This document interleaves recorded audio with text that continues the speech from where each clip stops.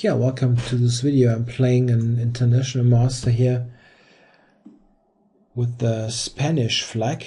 I never know if the flags are really correct, but maybe he's got a name in there. Yeah, this is actually the name, Unai Gabizo Degoni. Yeah, there are so many title players that you never heard of. Okay, we've got Lopez, Spanish opening. Everybody is playing d3 nowadays. Let's try that.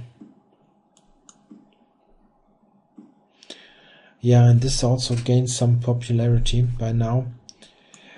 I don't do anything fancy, just c3 and continue developing.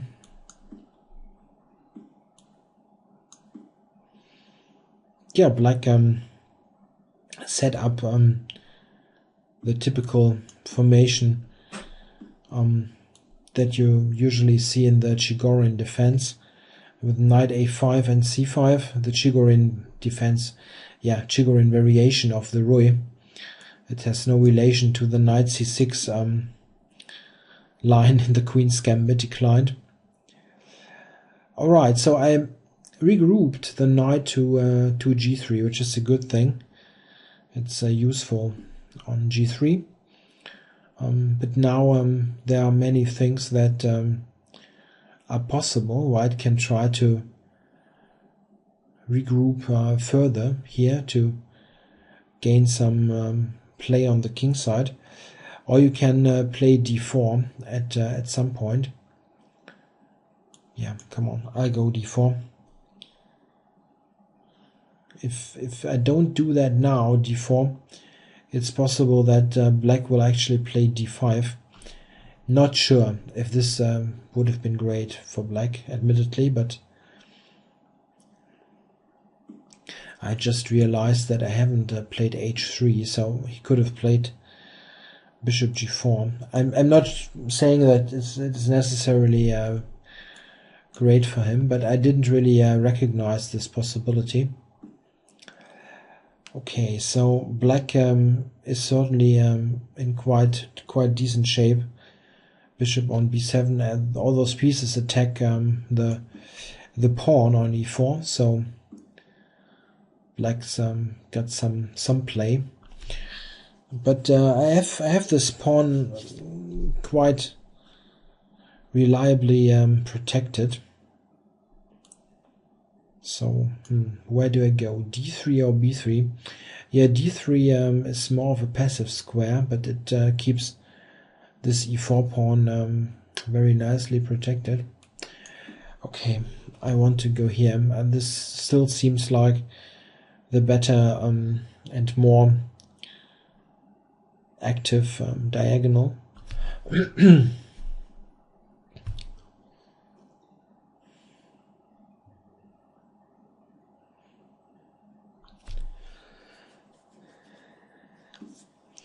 Yeah, this is always one possibility, to simply advance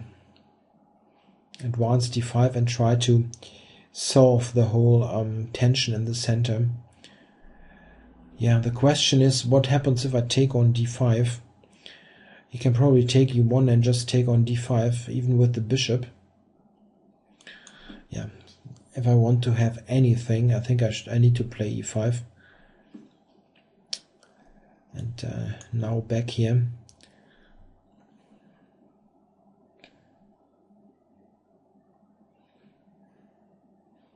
Knight g4 also would have been interesting.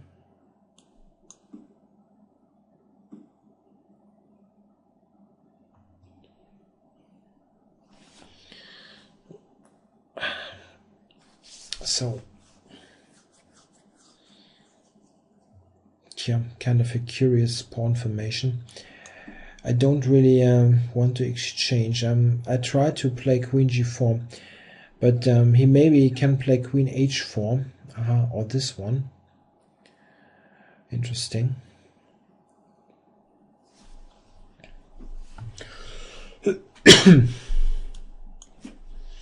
I'm not sure if that's really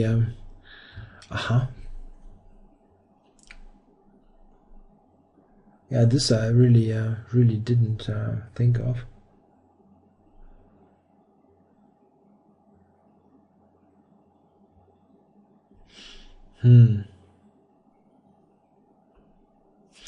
Okay.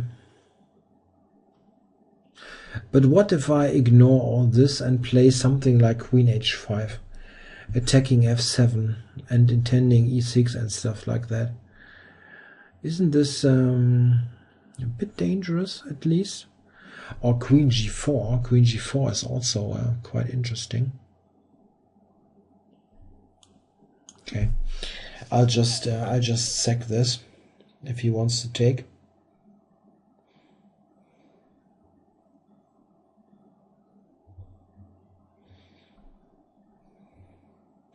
Bishop e5. I was thinking rook d7 might be interesting.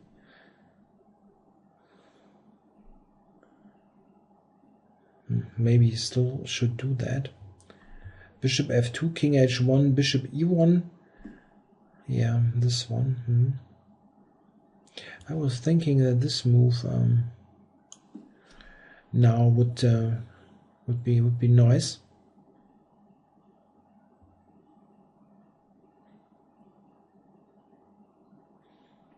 Rook f8, e5 is hanging, so not quite sure what his move is now.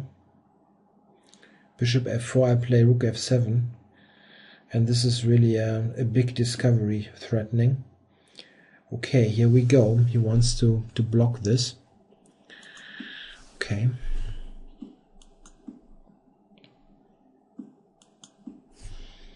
Threatening the rook and threatening on f7. And there's also this b7 bishop that he needs to take care of. So now I can just check, right, and grab this, the b7 bishop. He doesn't really have a threat, I think.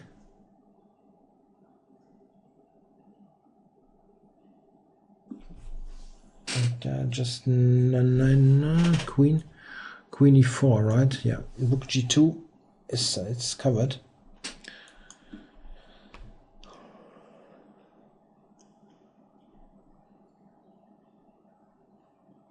Yeah, this is an extra rook, and he really has no compensation.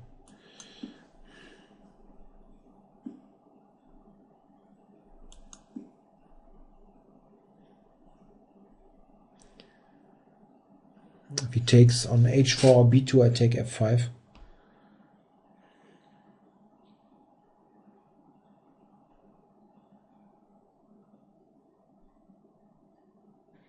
And if I take on f5, it's just a deadly pin.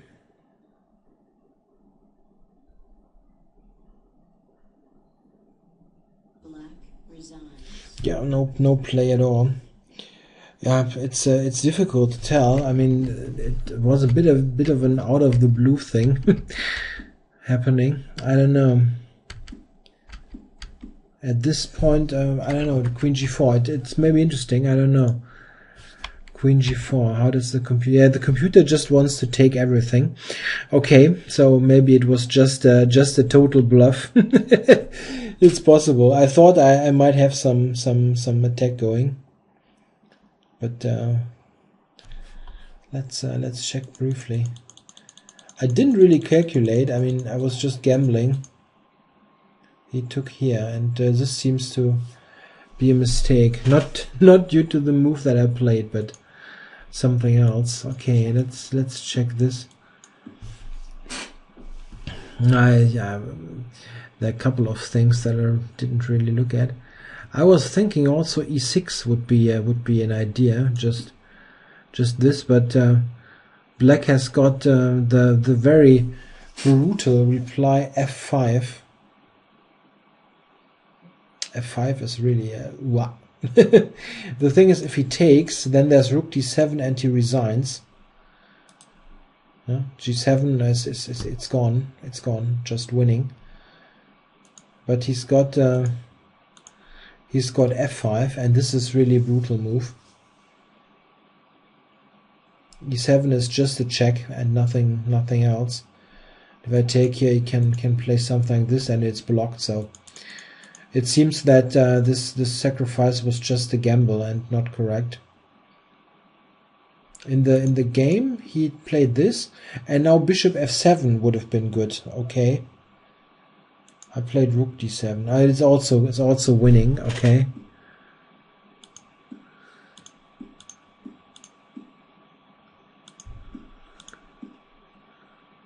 And here queen f7 and rook b7 is maybe stronger according to comp. But well, a rook is a rook, and I still have an attack. So it worked out nicely, but it wasn't really correct. And in this position here, I shouldn't play queen g4. Computer, funny enough, also has rook takes d4 as a possibility.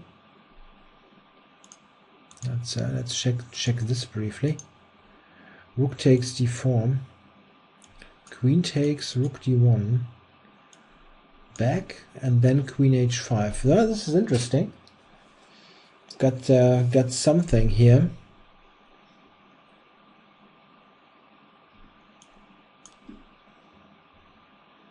They have got rook d6 and bishop h6 and so on. Of course, this is entirely unrealistic that you would calculate this kind of things. But it's funny. The computer gives white a slight edge. Okay, or maybe at least 0-0 or something. So it seems to be playable, not losing instantly. Yeah, thanks for watching this.